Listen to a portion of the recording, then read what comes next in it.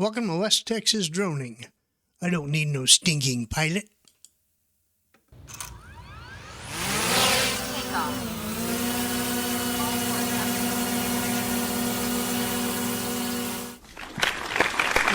Thank you. So, is this the future of droning?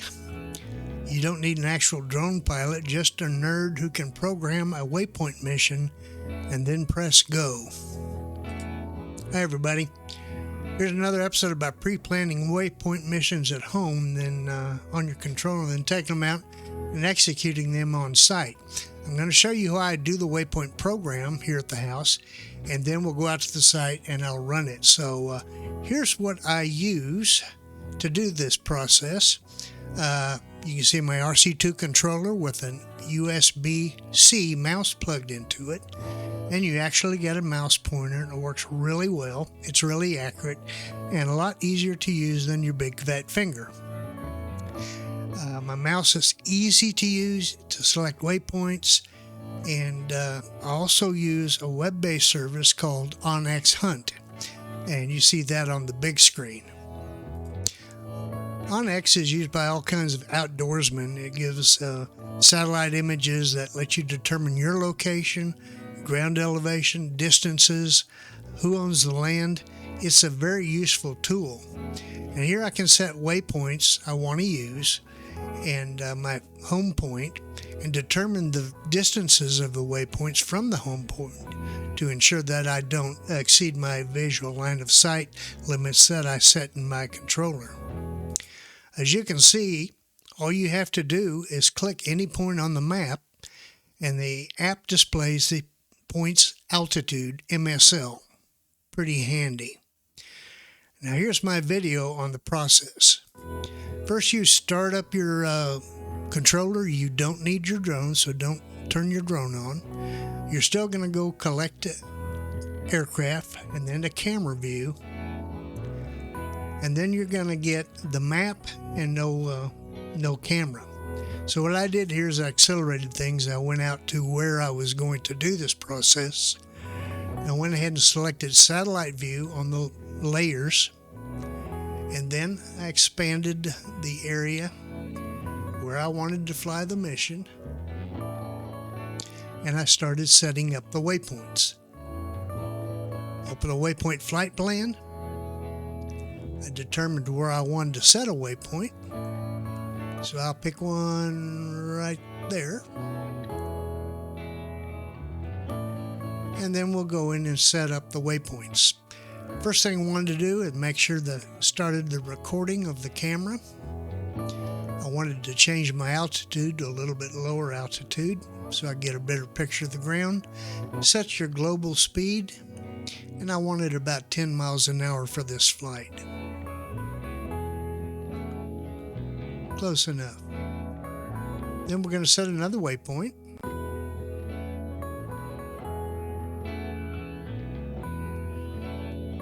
And as you see, everything carries over. There's one thing I want to change on all these, and that's the gimbal setting. I wanted to lower the gimbal down so I actually just looking right at the ground at the fence I want to inspect. And then I do that on every waypoint.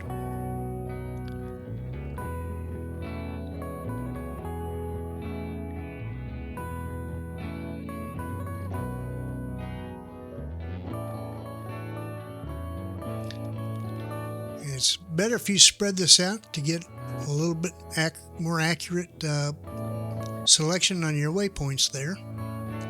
And there's the third one. Everything carries over except the gimbal. For some reason, it's not global as you set it on each point.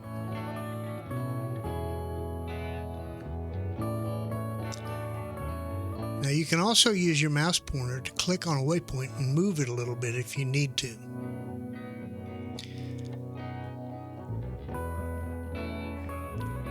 Near turns, it's best if you put your waypoints closer together.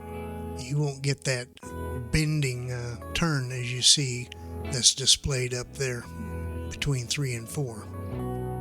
Again, we go ahead and set our gimbal.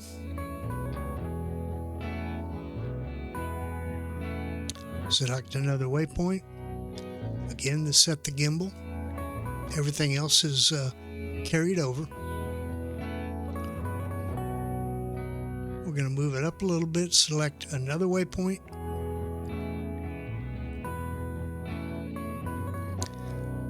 And that's going to be our final waypoint. So we're going to set the gimbal down.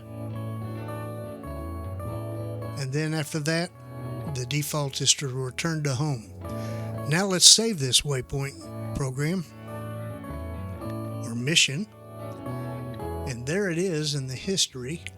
And I didn't like that name. I'm going to give it a different name. So here you have to, if you slide left or swipe left, you erased the Waypoint Mission, just like you get erased from girls' dating apps when they swipe left on you. So we're going to rename it from what we want to call it. And we're just going to call this Fence Inspection.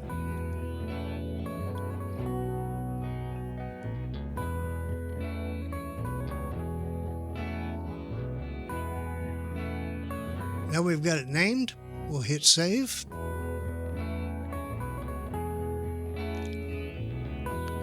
And we'll hit save again.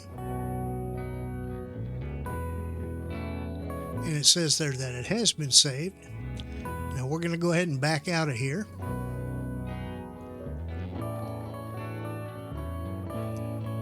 And close the Waypoint program. Not going to save it again because it's already saved. Now let's open it up and make sure it's still there. So again, we click on the little menu there. And there's our waypoints that we've created and saved before. And then we're going to exit this. And now, let's go fly this mission. Once again, we're just going to use the screen recording for this.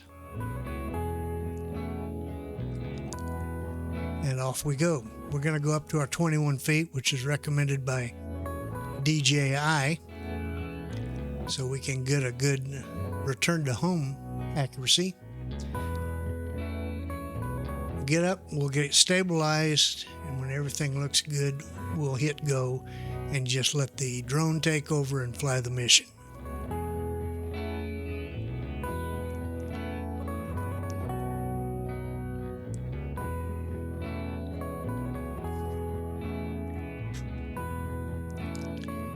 I went a little bit higher, adjusted these just because of the wind, and I wasn't sure about all these elevations that I wanted to use, but it worked out pretty good.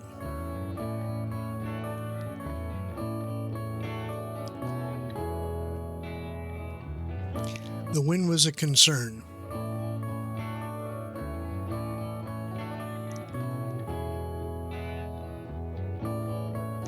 And I like it shows you the waypoint you're on. It's got the time, which waypoint, and it's really like 1 going to 7, then we'll hit in a second 2 going to 7, 3 going to the 7, and it'll count it down for you.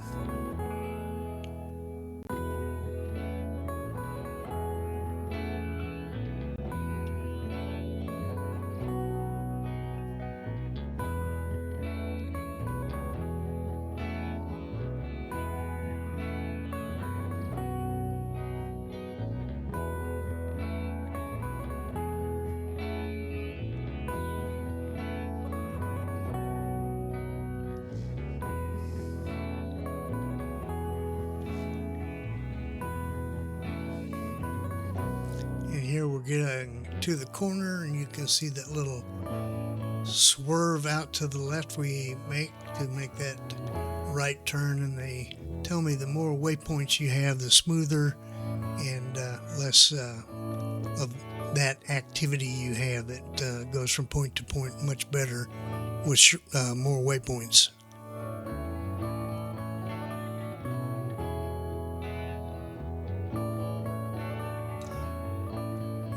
It's the last waypoint, and here we're going to do our return to home.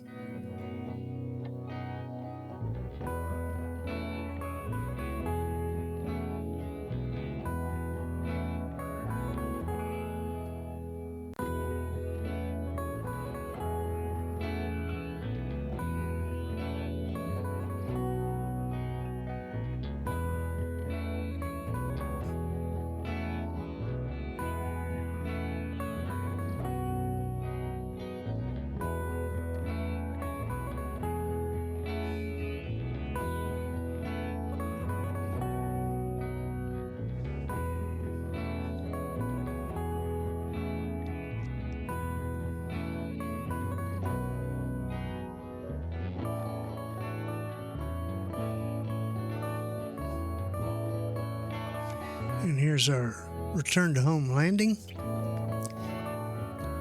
It was a little windy out there. Winds about 17, gust to 20 something. Air 3 handles this pretty well. I've got a later flight in the Mini 3 that didn't do this well, but what do you expect?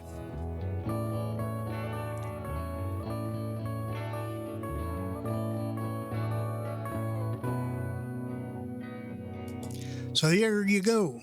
That's the planning and execution of a Waypoint mission. I hope you enjoyed the music and the ride. I ask that you like, comment, share, subscribe. We appreciate y'all coming by, and see you next time. May God bless.